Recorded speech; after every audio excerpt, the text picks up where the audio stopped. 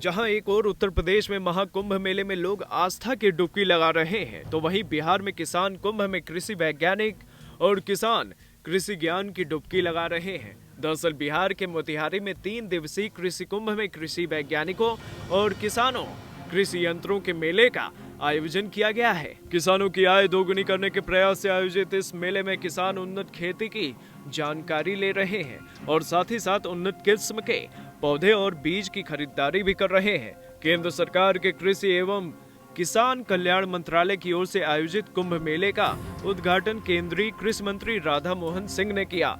मेला राजेंद्र कृषि केंद्रीय विश्वविद्यालय के नेतृत्व में लगाया गया है।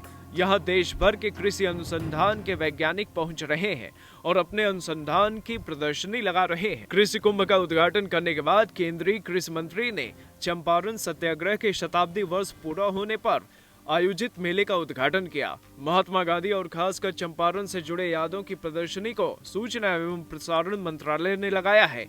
किसानों के साथ साथ आम लोग भी प्रदर्शनी को देखने के लिए आ रहे हैं। मेले के उद्घाटन के अवसर पर केंद्रीय कृषि मंत्री ने कहा कि इस मेले में किसानों और आम लोगों की जानकारी और अपनी विरासत को जानने की पूरी व्यवस्था की गई है। कुंभ 2019 जिसका आयोजन मोतिहारी में किया गया है, इस अवसर पर देश के कोने कोने से जो कृषि की तमाम टेक्नोलॉजी है वो प्रदर्शित की गई है। इसके साथ ही भारत सरकार के सूचना प्रसारण मंत्रालय द्वारा जो बापू के जीवन दर्शन पर प्रदर्शनी लगाई गई है, ये काफ़ी प्रेरणादायी है।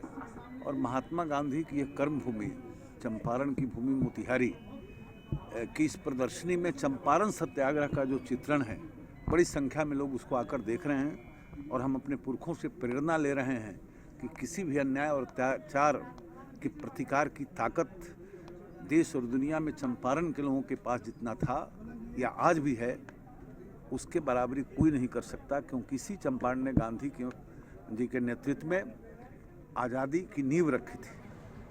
3 दिवसीय कुंभ मेले में किसानों को उन्नत खेती के लिए संकर नस्ल के बीज के साथ साथ खेती को सस्ता बनाने के लिए औजारों का भी प्रदर्शन किया गया है। जहां किसान अपने लिए नई प्रकार की औजारों को देख रहे हैं तो उन्नत किस्म की बीजों की खरीदारी कर रहे हैं। फल फूल के पौधों की भी बिक्री होने से युवा वर्ग के लोगों में मेले के प्रति उत्साह बना हुआ है। किसानों की सबसे अधिक भीड़ नारियल के पौधों पर है। मेला में किसानों के आय को बढ़ाने के लिए दूध उत्पादन, मुर्गी पालन, मधुमक्खी पालन के अलावा अन्य तरीकों को भी प्रदर्शित किया गया है। कृषि संबंधित सब जानकारी मिलता, बहुत बढ़िया बाटे। हर एक तरह से हमनी का सीखे के देखे के सामान मिल रहा बा, देखत आदमी अनुभव करत आदमी खेती करे के नया नया तरीका। बहुत अच्छा चीज़ भाई इस भारत सरकार की तरफ से किसानों को फायदा है, किसी की जानकारी मिल रही है, क्या किसमें क्या फायदा है, क्या सब्सिडी है, क्या ये आपको क्या फायदा हुआ? हमको ज्ञान हुआ है, आए सुने देखे कैसे लोग उन्नति कर रहा है, कैसे तरक्की कर रहा है, कैसे लोग खेती कर रहा है। इधर मेले के आयोजक राजेंद्र कृषि केंद्रीय विश्वविद्यालय के कुलपति ने कहा कि मेला किसानों के आय को बढ़ाने में सार्थक साबित हो रहा है, जहां किसानों के साथ कई विभागों की जानकारी मिल रही है।